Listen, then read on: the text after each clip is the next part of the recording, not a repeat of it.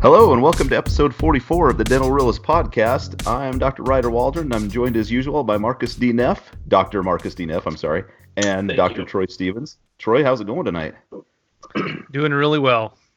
Happy to get podcasting again tonight. It's been a little while, and just got done helping shuck shingles off of a guy's house, and I actually think the podcasting is going to be funner than doing that.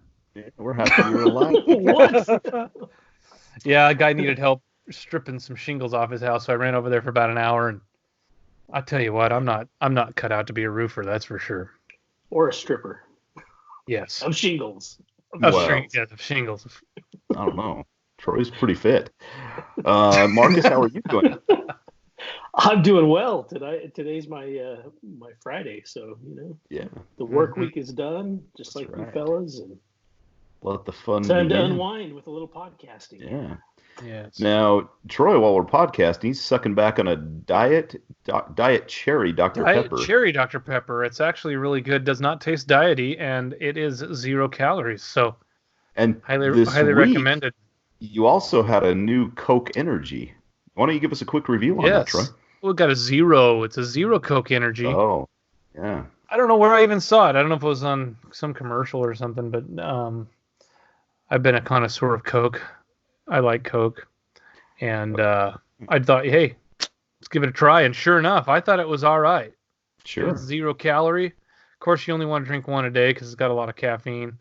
But it does have Guaraná, which is a berry from Brazil. And Guaraná is a very good drink, by the way, and a Brazilian beverage. Yeah, if you ever go to like Rodizio Grill or Tucanos or something like that, order up a Guaraná. Really good beverage. Mm-hmm. So let me ask you this, guys. Let's start with Marcus. What is your favorite pop to drink? Or maybe you guys call it soda. I still call it pop, but what's your favorite, Marcus?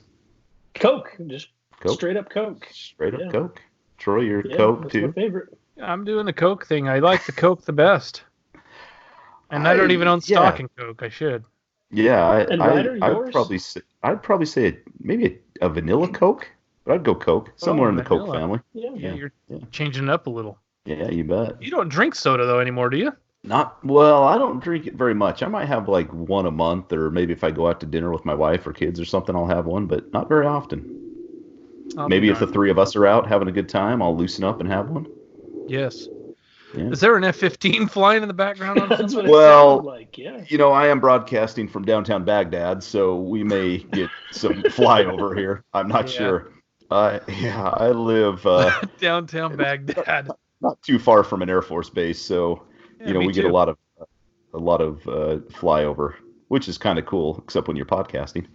Yep, over there at Hill Air Force Base, they've got the F-16, right? Yep, I think they've kind of phased out of the F-16. They're flying something else more often now, but I'm not sure what that is. I'll see if I can get an update. F-15E Strike Eagle. That we have out here. Ooh. That's what we get flying over here. Yeah. I have crop dusters that fly around. Yes, so. Absolutely. Very good. You need those. Wow. Yeah, you do need those. Not a lot of those flying at night, though. Yes. No. We got an email from a listener this week, guys, and I thought we'd start by covering that if you guys are cool with that. Sure. So this... it's a fair question. It says, the question is, so if dentistry outlook is so bleak as far as insurance reimbursements, material costs, and selling practices for anything in the future, why haven't all of you sold to a DSO and get your money now and practice for them for 5 years and prepare for an exit strategy? Seems like a fair question because we do talk about the struggles and stresses of dentistry. Troy, do you want to start and tell us your answer to that? Well, I have given thought to selling to a DSO. However, there are a few, I think we've covered it in some of our podcasts. One of the reasons why a lot of people go into dentistry, I think still probably to today, at least for us, as we've discussed before, is the autonomy, the having your own practice, having your own, calling your own shots. And I think that when you do that, you're giving away a chunk of that. Because you're not going to be able to, run the show like you want to. You're going to have to conform to, what a company that the zoning it wants you to do. If you're not producing like they want, not doing what they want, how is that going to influence your practice? So the autonomy is the big one for me. Is it in the future going to get to a point where I would say possibly I would not care about that? Maybe. It kind of depends on my situation, but for right now, it's really hard to beat when I can just come and go as I want, and I can refer procedures that I don't, particularly think I want to do. And to be honest with you, I do not know if DSOs dictate your treatment, but I would imagine they would want you producing a lot more than you're taking home in a paycheck, right? If not, why would they have you work for them? So that was my main thing, is the autonomy.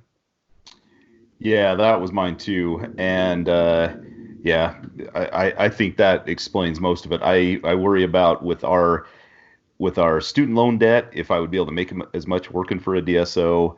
At this point in our careers, I mean, we've been doing this for 17 years. Like, maybe if we were 5 years away from retirement, maybe it would be okay to step back and let somebody else call the shots. But I've heard of a few dentists around here that have done that, have sold their practices, and they end up getting like fired within a year or something like that. They either are too expensive, they've been practicing for 20 years, 25 years, and they expect to make more money than somebody that's been out for 2 years. So they fire them and bring somebody in, and and then I would worry about a lot of pressure being on me to produce a certain amount, and that makes you diagnose things that maybe don't need to be diagnosed, or do treatment that you aren't comfortable with. So those are some of the reasons I thought of. It's a fair question. I mean, insurance reimbursements, they do stink, but you're going to have those same issues maybe in a DSO too to have to deal with. But Marcus, did that ever, I mean, you're not in a situation where you would sell, but I mean, what other reasons what other reasons could you think of?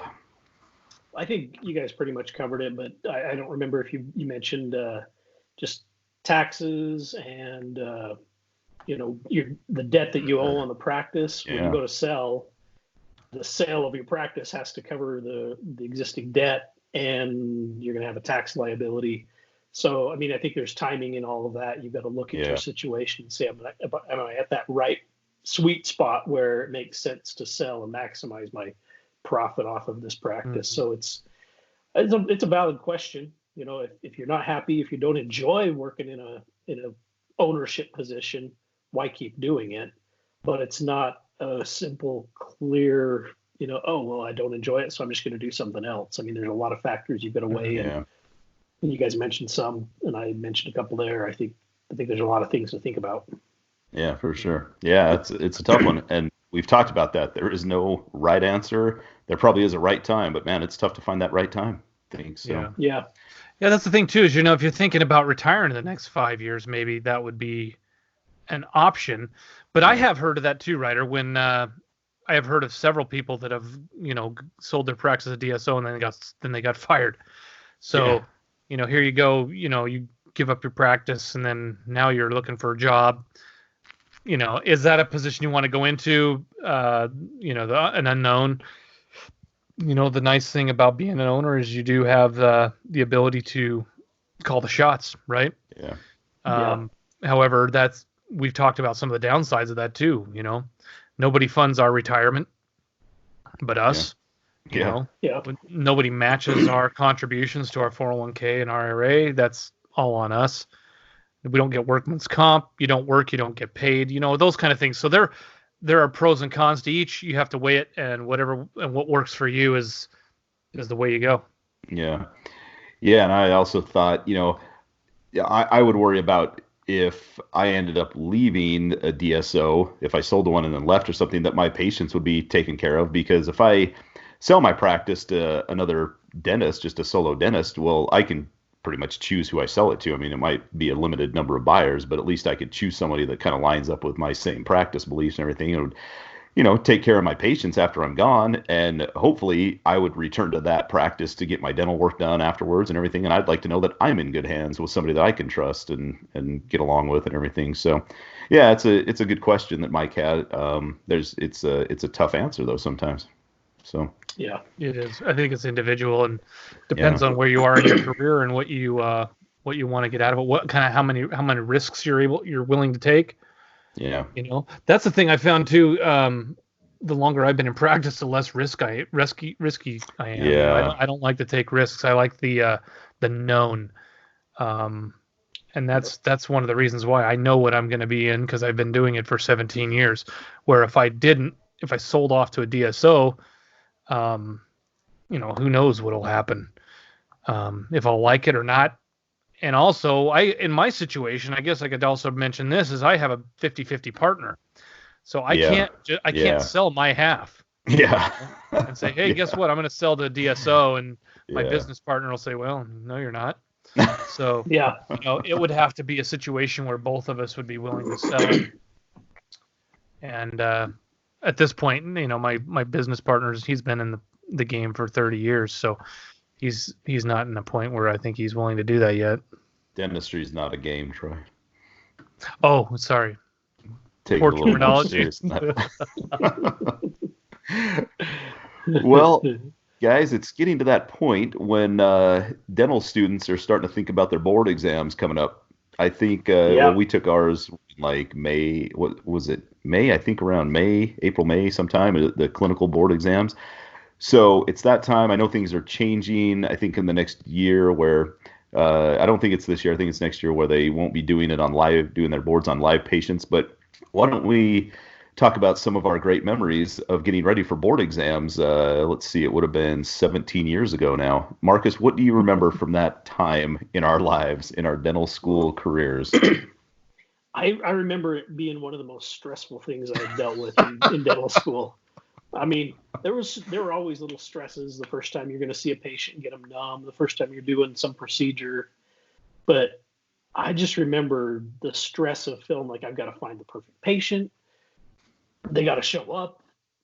I got to actually perform and do the procedure right. I mean, there were just so many stresses. I do remember I had one perio patient, and that perio patient had been screened, and supposedly they were perfect. Got there, and they were rejected. Oh. And I didn't have a backup. Wow. So I ended up getting somebody else using their backup that they didn't need.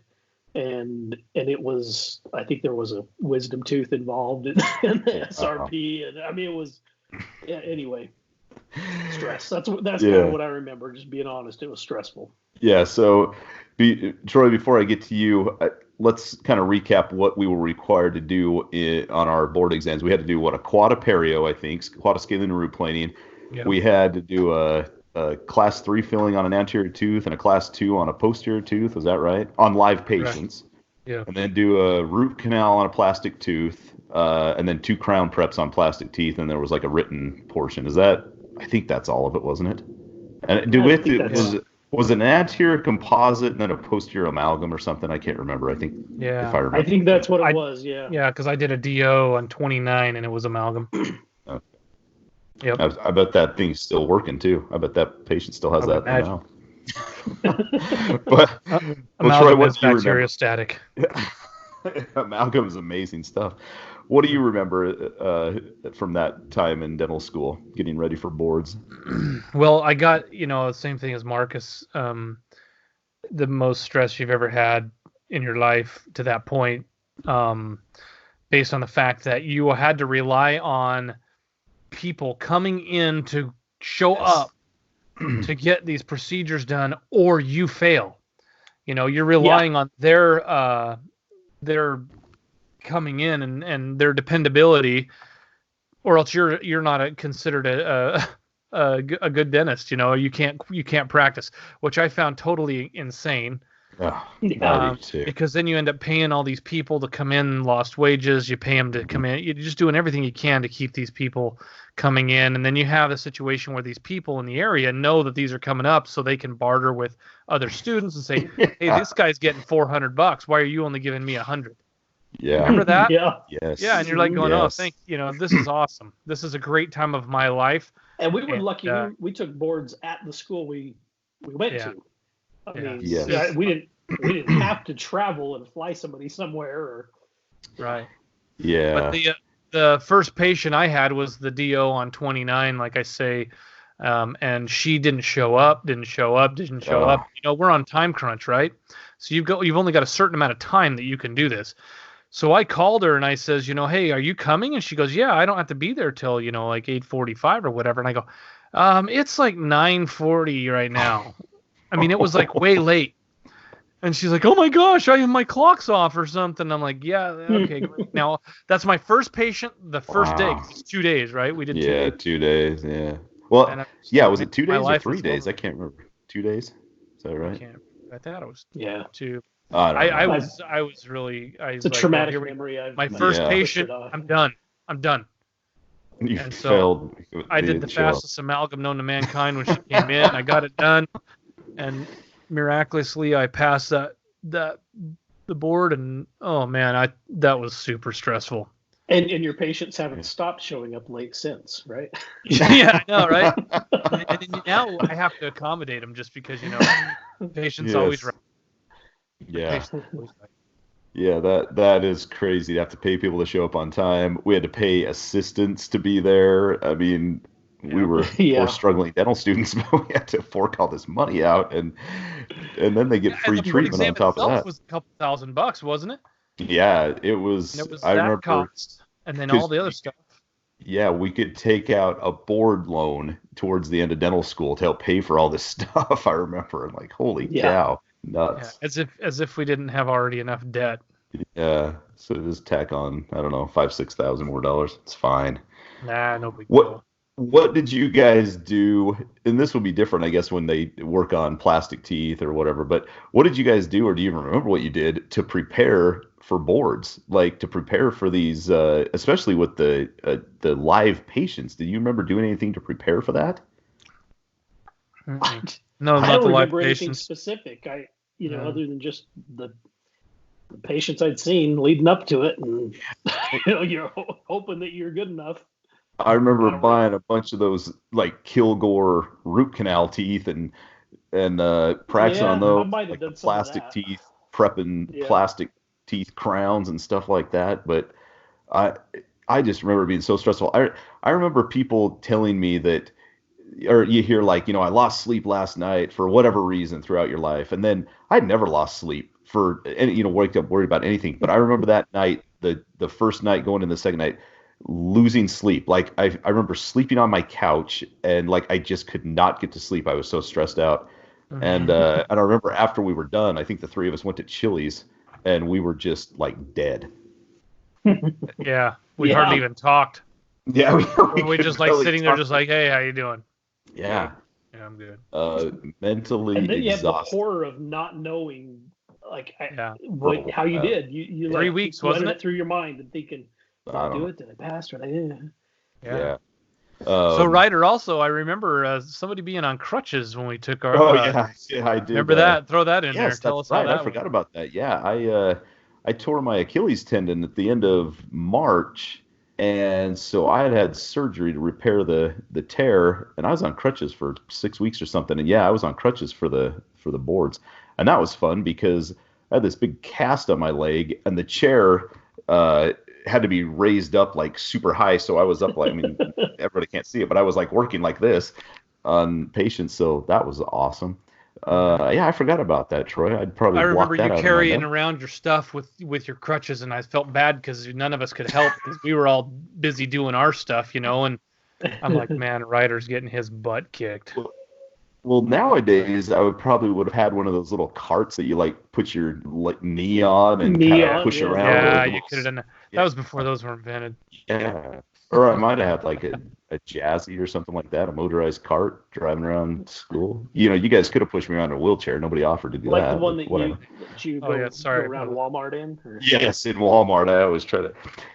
I did have a, you guys know I like to have a lot of surgeries. So I had a knee surgery, I don't know, a few years ago, 5 years ago or something. And I did take one of those suckers around. And those things aren't as easy to drive as you'd think. It's a challenge. So.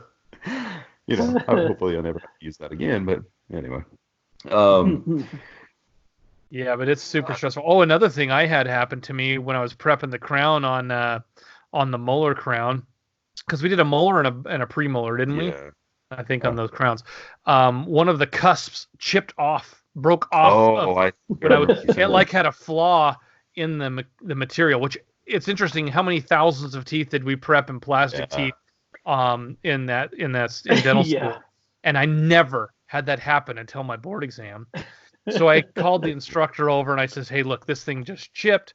So I documented everything, and then when I sent it, it was hugely over reduced because of that. And I'm like, yes, you got to be kidding me. So I'm like, I can't believe I even passed.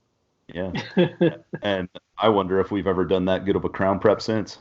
I mean, I don't know.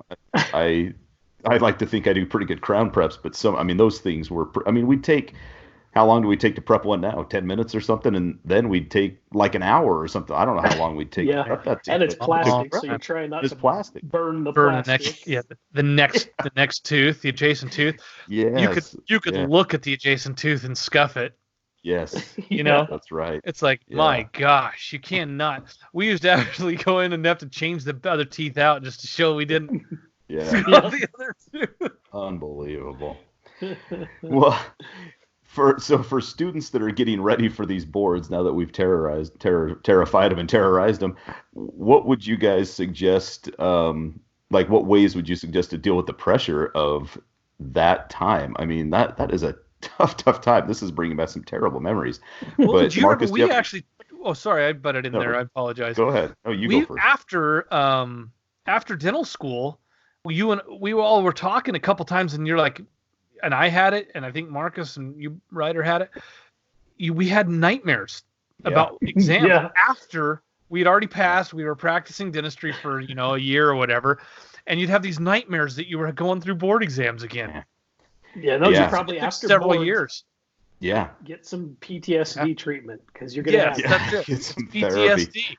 Yeah, it is. It's PTSD. It is probably a form of that because I still have some of those dreams where I think that I'm getting sent back to dental school. I had one that I had to go back to dental school, our dental school, and my wife and kids were going to stay here. They didn't want to come. Like, awesome. That's what is going on here. And I remember going back. I'm thinking, wait, why am I going back? I've got my license. I've been practicing. What is going on here? But it's like, I guess I'll have to go through this and think about like histology and biochem and stuff. It's a terrible dream, terrible nightmare. So, that is a nightmare. Yes, it is. Nightmare for sure. But Marcus, how would you suggest these students prepare to get ready for to deal with the pressure, I guess, of that day or those days? I probably put off some of the stuff too long. Prepare early, start looking early. Yeah. Especially for someone like an assistant. Because an assistant can really make a big difference. I mean, you guys, we all see that in just day-to-day practice, the kind of assistant you have and how good they are. I mean, I have assistants that I work with. I've worked with a variety of them, and there's one or two that I've really enjoyed that they actually make the procedure go better, just the way they handle the patient, the way they talk to me, the way it.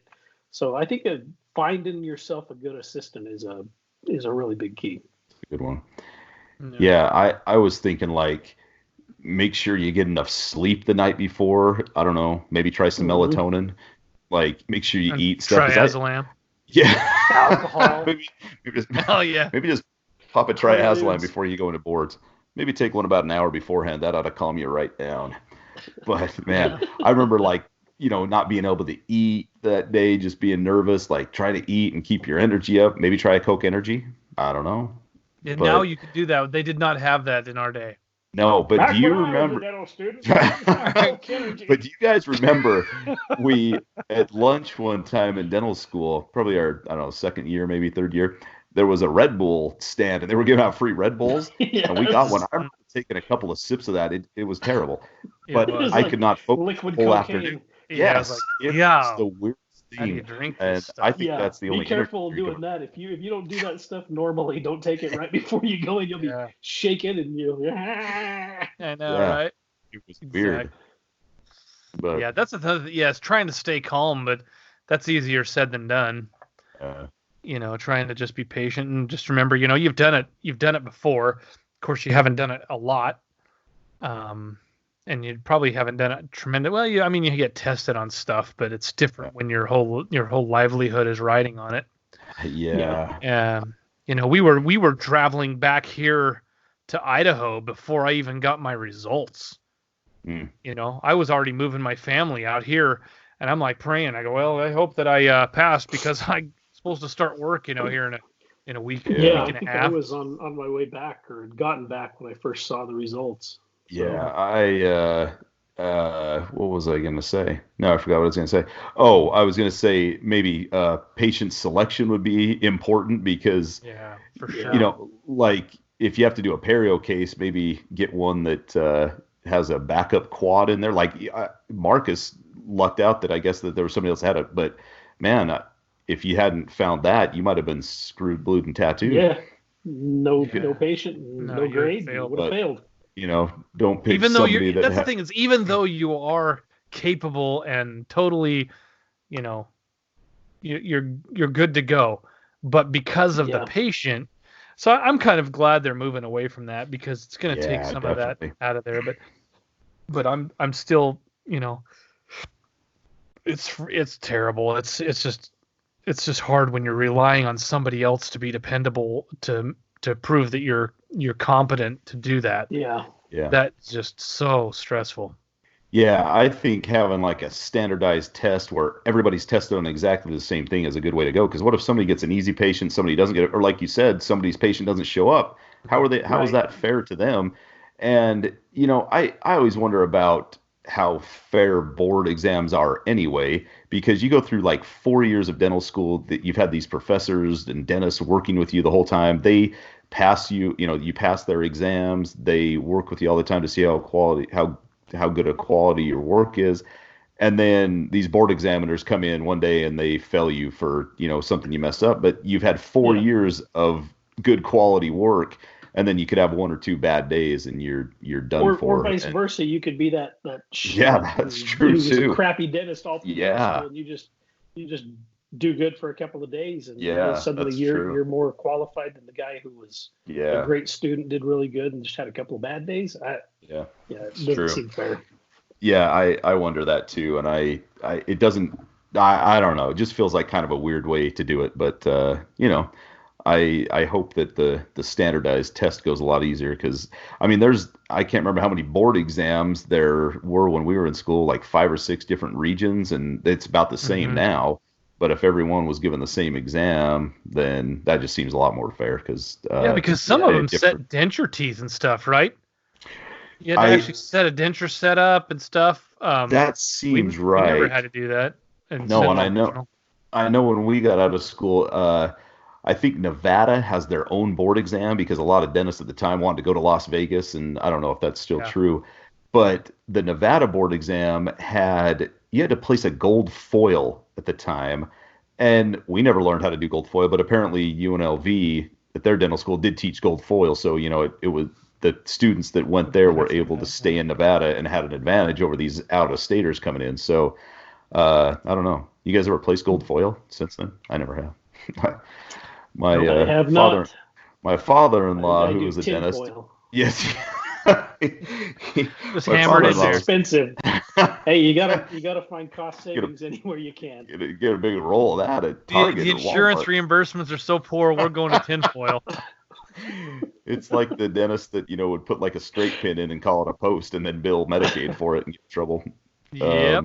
That actually happens a lot. That happened a lot. It does. Yes, it does happen a lot. Oh, and I want to ask you guys about another story I heard recently. But my father-in-law, we need to get him on here to talk about this. He said he would learn how to do gold foil in dental school and used to do some, but he said they found out that it caused more root canals than it didn't because you had to heat that thing up to some amazingly high temperature, plunge it in there. It's just not good for the tooth. Pour it in molten gold or what? Molten gold into the tooth, yeah. And just cast invest, pour it in there. You didn't have a lab guy. You had like a blacksmith there next to you helping you forge this film. He's shoeing horses and he's got his making an onlay for you. Yeah, shoeing horses, and he's like, "Hurry, throw that gold on there, will you?" Now, did you guys hear about this? Is a bit of the news a little bit. This dentist, I think it was an oral surgeon, maybe dentist oral surgeon from Alaska that was doing oral surgery on a hoverboard, extracting like wisdom teeth on his patients and stuff while they were sedated. Well, he'd be standing on a hoverboard. I did hear about that. Yes. Wow. Yeah. And he took videos of it. He was posting them online. Anyway, and apparently he also had some Medicaid fraud going on at the same time. So this guy lost his license, and I don't know. I can't remember where the video was that I saw, but well, sometimes it gets so routine, you gotta spice it up, come up with something to make it a challenge. I mean, if you do that though, you probably want to get a patient consent form. Well, and that was one of the problems. I think that was the problem, right? Because he didn't get consent. He was videoing the patient, didn't get consent from that, and he also, I think, one of the lawsuits was that the patient didn't give him consent to extract wisdom teeth on a hoverboard. No kidding. Yes. Well, add that to make sure you add that to your consents. Yes. Yeah. Can I do this on a hoverboard? Yes. Interesting. So, if we can get one piece of advice, no hoverboard dentistry.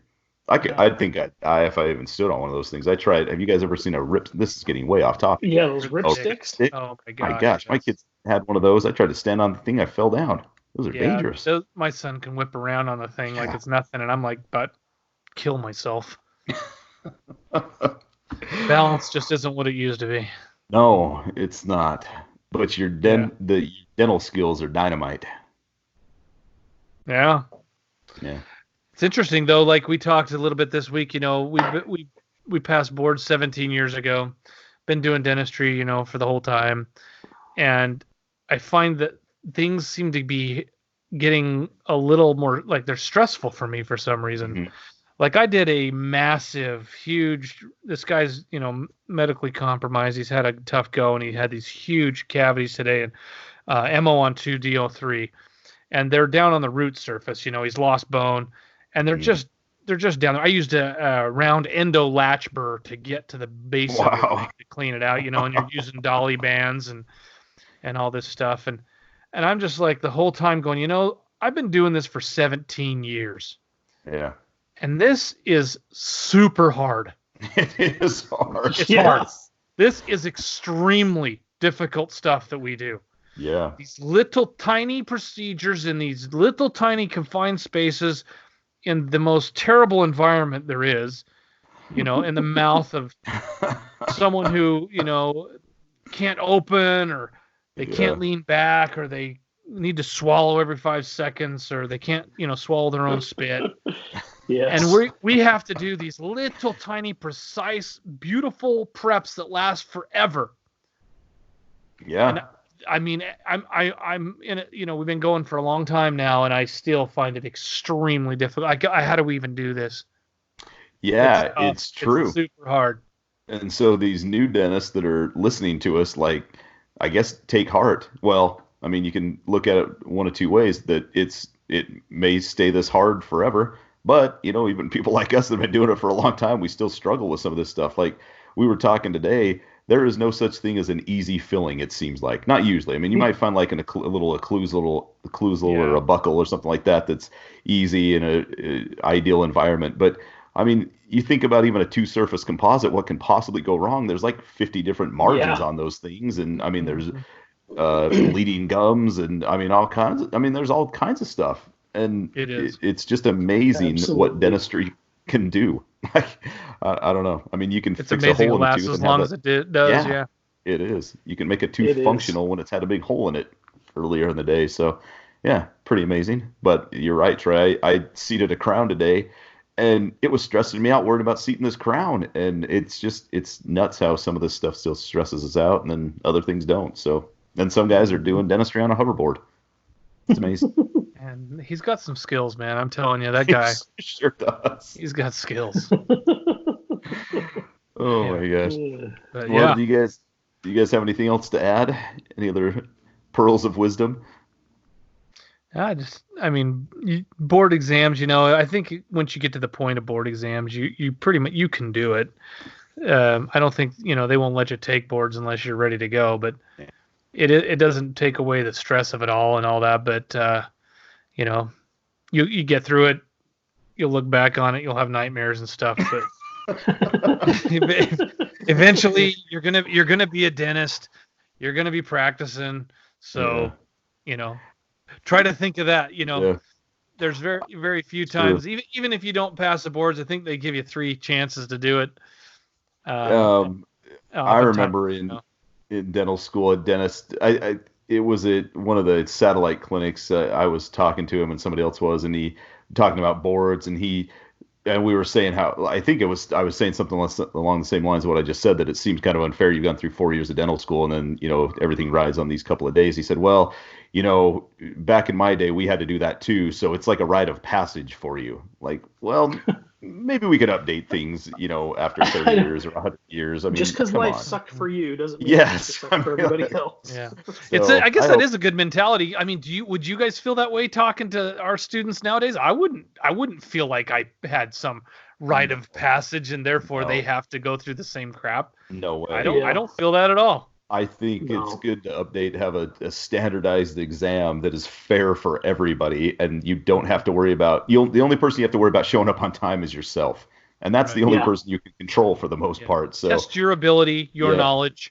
Yes. You don't have to sit and rely on other people showing up or not. That's the part that drove me crazy. Yeah, and it would be nice if you could take these exams, like, rather than pack everything into 2 days or something like that. Maybe it'd be nice to, well, this week you're going to do your class 2, and next week you're going to do a class 3 or something like that, to spread it out a little bit so everything's not riding on. Maybe some people like to get out of the way in 2 days, but maybe spreading it out and doing a procedure a week for the last 6 or 7 weeks at dental school might help, or something. Give you time to retake things or something. I don't know. Yeah, I'm not sure. I guess if your examiners are there at your school, and then they can sign off on it, because remember they had like a whole bunch of different dentists that traveled around. Yeah. And they would come and they actually would come and perform the test at a school, and then they go to another school and perform the test. So that would be the only thing, is you'd have to have people at your school that are certified board examiners that could check off on stuff. But it may be tough to have the actual professors there checking you off on boards, because they do have a little bit of a conflict, because they want all of their students to pass the board exams so they can say that you come to this school, you pass. But who knows. Some of those old codgers, though, I think they got a kick out of failing people. I think some of them were on a power trip a little bit. Yeah, absolutely. Yes, absolutely. Sure. And the funny thing, I'll bet you if we sat down and prepped a tooth, and then they sat down and prepped a tooth, I'll bet you we could really find something wrong with theirs too. Yep. Yeah. Mm-hmm. Yep. Yeah, absolutely. So. If that's one thing I've ever learned in dentistry, is don't laugh at the guy's filling that you're seeing on the X-ray that looks like crap. Guess what? In 6 months, when you take an X-ray on some of your patients, the thousands of preps you've done, some of them are going to look like that. Yeah. You're going to go, whoa, what was I doing? I guess I'm going to be doing that one. Beware of the dentist that criticizes other dentists' dental work, because that'll come back to bite you. It's going to happen to you. Yeah. Marcus, do you have any other words of wisdom? I don't. Somehow you're going to survive it. I don't know. It'll be fine. You'll survive, yeah. True, it's tough, but you will make it. Yep. Well, Marcus, why don't you tell everybody where to find us and email us if they want to ask us a question or leave us a comment? Yeah, we appreciate Mike's email, and we encourage more emails like that, questions that you have, things you want us to talk about. It's dentalrealist@gmail.com. We also have a couple of books out. So You Want to Be a Dentist, and the other one is So Now You're a Dentist. You can find those online. Really great books, good information. And then what else we got? What am I missing there? We got a Facebook page, Twitter, LinkedIn, and everything. Yeah, all that Twitter, stuff. We got everything. Yeah, we got everything. And we're going to start maybe doing some YouTube. Maybe. Yeah. We've kicked that idea around. So we're going to have Ryder shave, though. I haven't shaved in years. I maybe have shaved a few times since dental school, but I bet not many. Well, the thing I remember that Duck Dynasty show. That's yes. Beard like he has to wear a mask and a beard hairnet when he's working on people, so his beard doesn't get in their mouth. Mine is not that long, but I will not be shaving. My word. No way. We just thought it would be kind of interesting to maybe experience with that. We'll see. Yeah. We'll see if it works out. Yeah, and if there's got to anything, get some better video equipment. That's for sure. Yeah, if there's anything our listeners would like to see us do on a YouTube with the product use or treatments or something. See us pull Dance. with Roy. If you want to see Marcus dance and sing, Marcus we can would love to do dance. that. He And can. sing. He's got groove. Yes. He's got groove. So, yeah. All right, guys. Well, let's wrap it up there. Thanks, everybody, for listening. This has been episode 44 of the Dental Realist Podcast, and we'll talk to you next time. Thanks.